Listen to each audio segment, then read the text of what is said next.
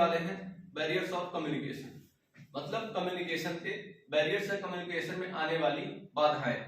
अक्सर ऐसा होता है कि हम जब भी कम्युनिकेशन कर रहे होते हैं तो हमारे कम्युनिकेशन के दौरान कई सारे बैरियर्स या हमारे संप्रेषण को प्रभावित करने वाली कई सारी बाधाएं हमारे कम्युनिकेशन में आती हैं।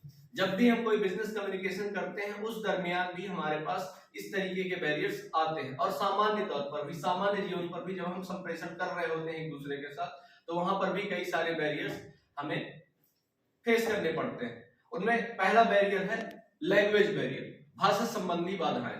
ये वो बैरियर्स होते हैं जो कम्युनिकेशन के दौरान भाषा से रिलेटेड होते हैं, जो भाषा को प्रभावित करते हैं। कैसे?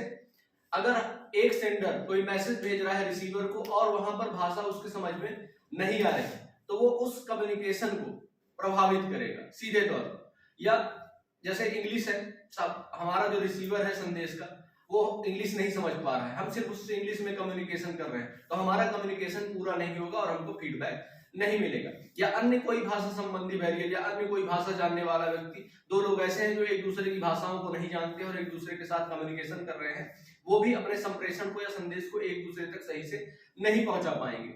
दूसरा है ऑर्गेनाइजेशनल बैरियर या संगठनात्मक बाधाएं। ये वो बाधाएं होती हैं जो ऑर्गेनाइजेशन में तब आती हैं जब ऑर्गेनाइजेशन के अंदर व्यक्ति काम कर रहा होता है।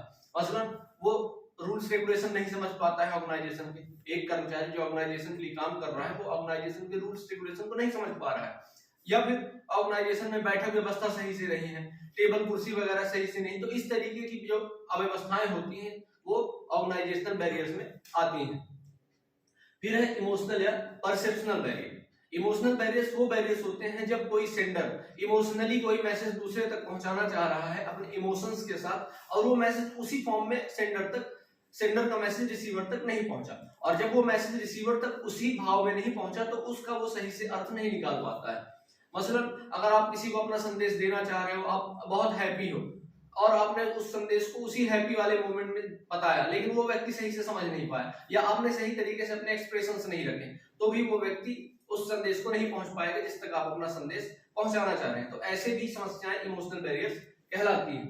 फिर है फिजिकल बैरियर। फिजिकल बैरियर का मतलब होता है कि किसी भी बात को सही तरीके से ना सुनना, आपके द्वारा कही हुई बात सामने वाले को सही से नहीं सुनाई दी, उसने सुनने की कोशिश ही नहीं की, ऐसी बाधाएं फिजिकल बैरियर्स कहलाती हैं। और आखिरी होता है पर्सनल बैरियर। पर्सनल बैरियर्स में आता है व्यक्ति का एटीट्यूड, उसके जेस्चर, पोस्चर्स। अब आपका एटीट्यूड ही नहीं है ऐसा कि आप दूसरे को कोई बात समझा सके, या दूसरे का एटीट्यूड ही नहीं है कि वो आपकी बातें सुन सके। आप कोई संदेश दे रहे हैं, उसका ध्यान कहीं और है, आप किसी से बात कर रहे हैं वो फोन पे लगा हुआ है, आप किसी से बात कर रहे हैं वो कुछ और लिख रहा है, आप किसी से बात कर रहे हैं वो कुछ और किसी से कम्युनिकेशन कर रहा है। तो ऐसे कम्युनिकेशंस कहलाते हैं पर्सनल बैरियर्स। ओके।